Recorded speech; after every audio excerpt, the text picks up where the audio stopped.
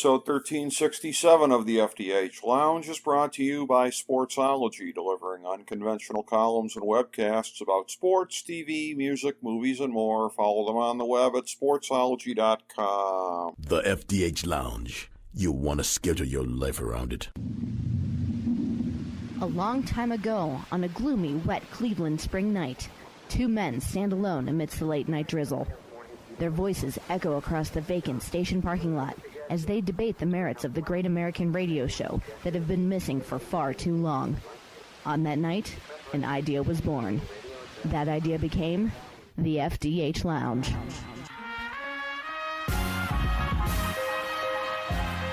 Welcome to the FDH Lounge. Hello, everyone. Welcome to the AFC South discussion for 2021 on the FDH Lounge. This is FDH Lounge original dignitary Rick Morris here with original dignitary Chris Galloway.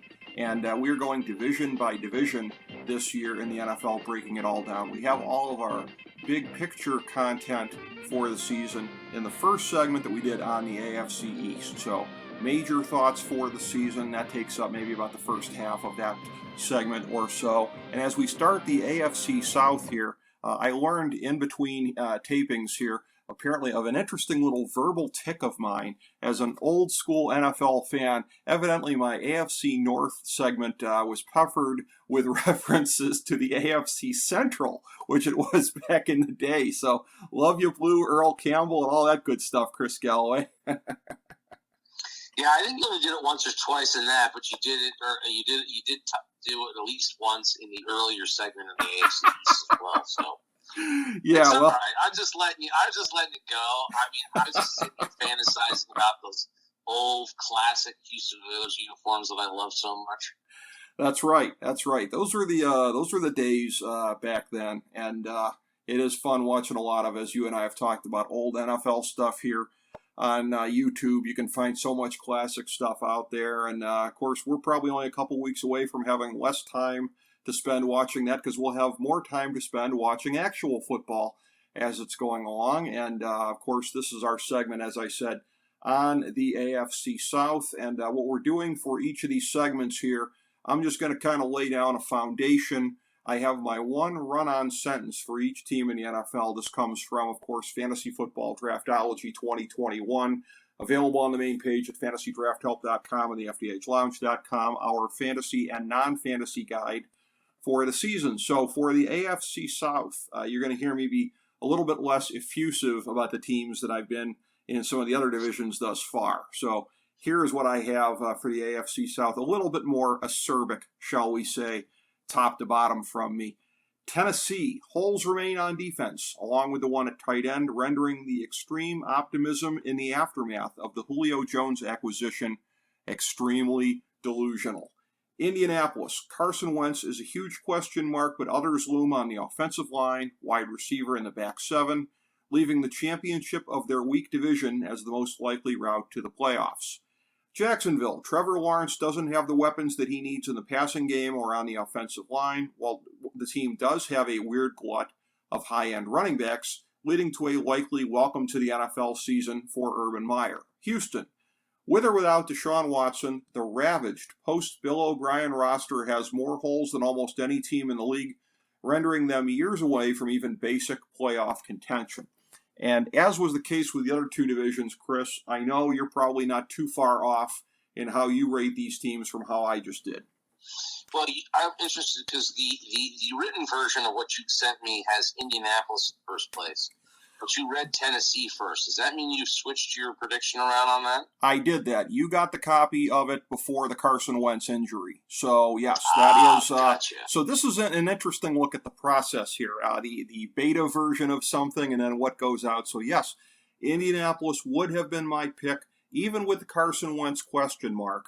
I think they would have been my pick just because, again, Frank Reich does such an excellent job of getting the most out of his team.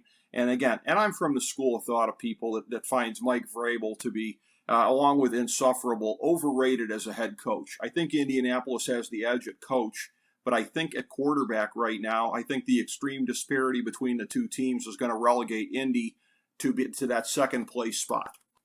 All right, well, I will differ with you slightly. I'm going to take the Colts. Ooh. in first place. And don't forget, I'm the guy that picked the Texans last year. Okay. Because they had Deshaun Watson. So what the hell do I know about the AFC South?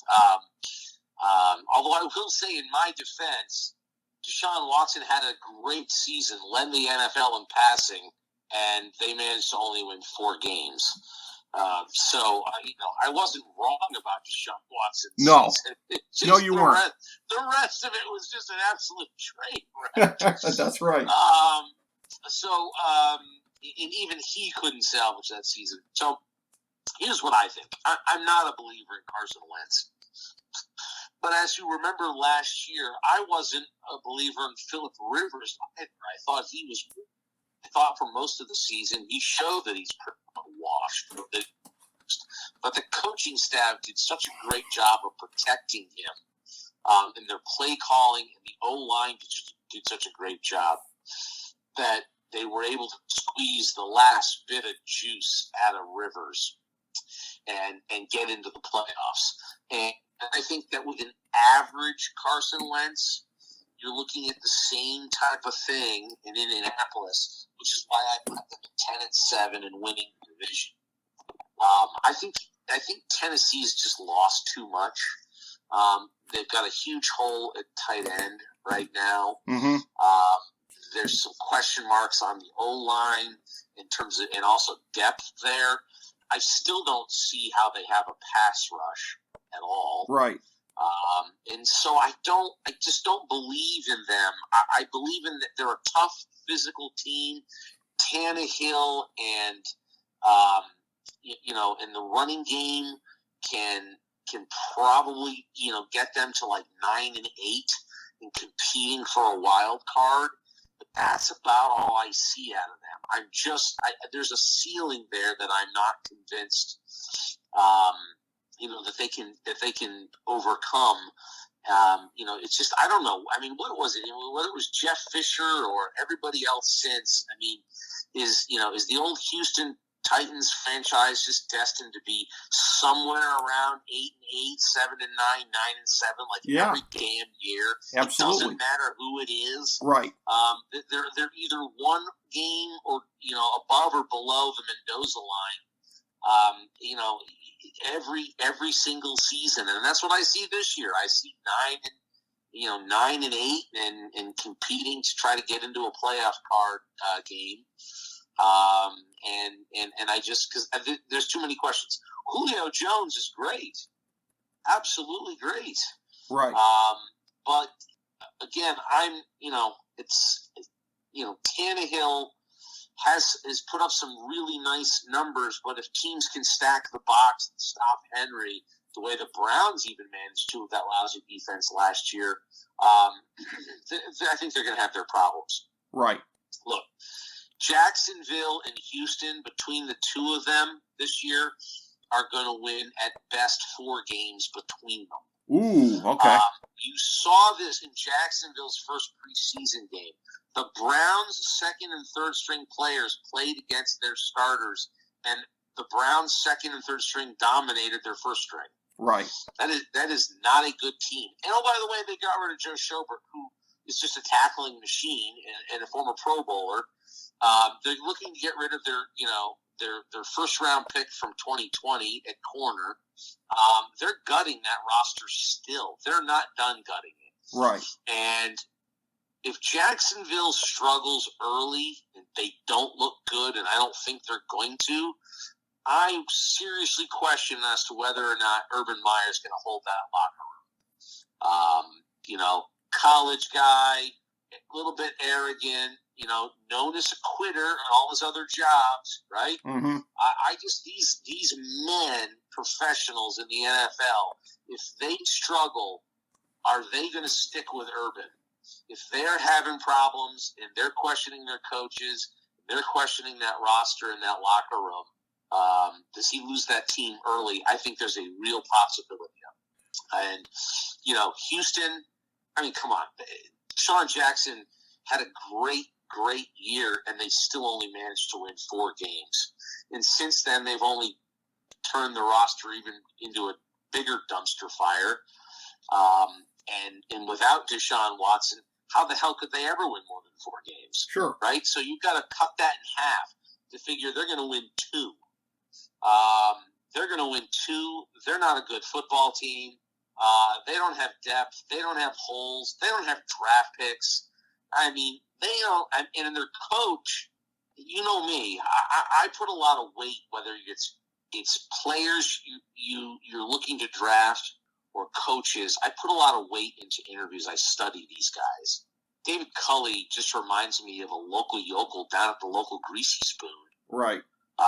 He does not seem to have a freaking clue. Maybe I'm wrong. I hope I am. I don't mean to disparage. I mean, he may be a wonderfully nice man, good family man, whatever. But as a coach, I would not want that guy as my coach.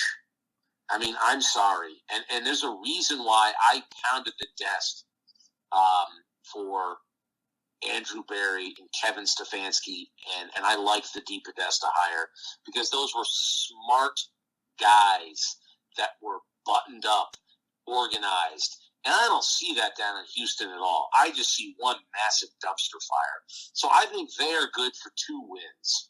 And I'm going to tell you right now, Jacksonville's good for 2, maybe 3, probably 2. I think those 2 teams are both going to be looking at 2-14. Who's going to get the number 1 pick again? That sort of thing. The bottom of that division is terrible. Tennessee's just barely above the Mendoza line. And that's what the Colts, with a better coaching, a better front office, and overall a better roster, despite the huge question marks on Carson Wentz, because even if he's just an average quarterback, advantage Indianapolis. Well, in looking at this, before I get into any of the specifics of where I differ slightly, I will say this, and I'll give you your props on the Browns as far as being a hipster on the troika of the Browns leadership here and having been a proponent of that. I will say I am the world's preeminent hipster of Bill O'Brien hatred.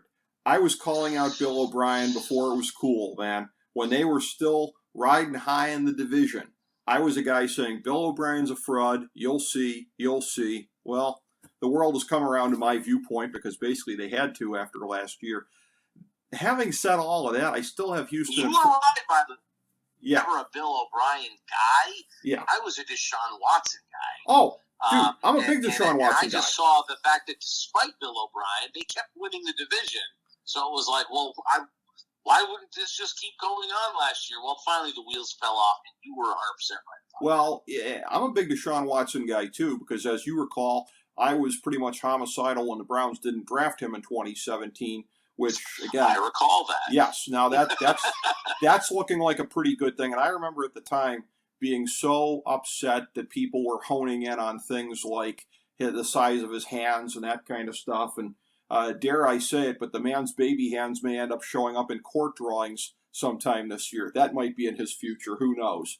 Yeah, But we would have thought that we would be so glad we didn't take Deshaun Watson. Yes, and not because he's a bust as a player, because he's a great player, but because of all the other stuff, which, hate to say... Apparently he's a bust as a human being. As a human being, which is more important, yes, and that is gonna come back to bite them. I can't believe I'm saying this. I actually am slightly more bullish on both Houston and Jacksonville. I have Houston at 4-13, Jacksonville at 5-12. I've got Indy at 8-9, just because again, you have those guys, those teams winning 9 games between them. 9 games collectively, yes. Wow. I mean, what are you smoking, and is it legal in this state? Well, not as of yet, but in terms of the, I mean, there's some of it where I just kind of default to. As soon as this segment is off air, you and I are going to have a wager. Okay. All right. As to whether or not they're going to reach that 9-win total between the two of them, and I will be taking the under. Well, this is going to make it interesting here. Now, I'm not picking the over. I'm picking 9 especially here. So, yeah, we'll have to you give me an over-under of like 8.5 or whatever, but we'll get it figured out. Yeah, some of it is that, it is it's no longer an 8-8 league. What would they call it now? An 8.5 and 8.5 league? I mean, some of it is that, just that teams will win games that, again, and the Jacksonville roster, to me, is much better than it was last year. I mean, they still have holes, but they're better in a number of areas. They've addressed some of them here. And as I've said over a period of time, I keep making this joke that's not exactly a joke, but Tony Khan, as everybody can see Wednesday nights and Friday nights on TNT, Tony Khan is a genius as a wrestling promoter. The Khan family, not so much as a football team ownership, but, it's, I don't know. I'm going to say 4-13, 5-12 for them respectively. I got Indy at 8-9 and Tennessee at 11-6 because it could take half the season potentially, or at least into October for Carson Wentz to get back. And if you never thought you'd be looking longfully for when is Carson Wentz going to come back, when you see what else is there in Indianapolis, and notwithstanding the whole notion of maybe Jacob Eason could be the man. I'm reading a couple of these fevered August columns here, get real, folks. Carson Wentz he looked like a big steaming turd last year, but he still might very well be better than what they have there, which I think they're going to make a late rally, but that's where I think they're going to come up short on Tennessee. Interesting. I don't see Tennessee winning 11 games. I don't see it. It's more so the division they're in is, I guess, what I would say on that. Well, yeah, there's no doubt they're going to sweep Jacksonville and Houston, so there's 4 games. Right. If they split with Indianapolis, there's 5 wins right off the top.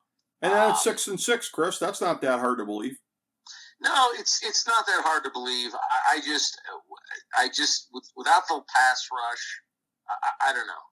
I look at the overall rosters, taking out the quarterback in Indianapolis, which obviously I'm always the one screaming this is a quarterback league.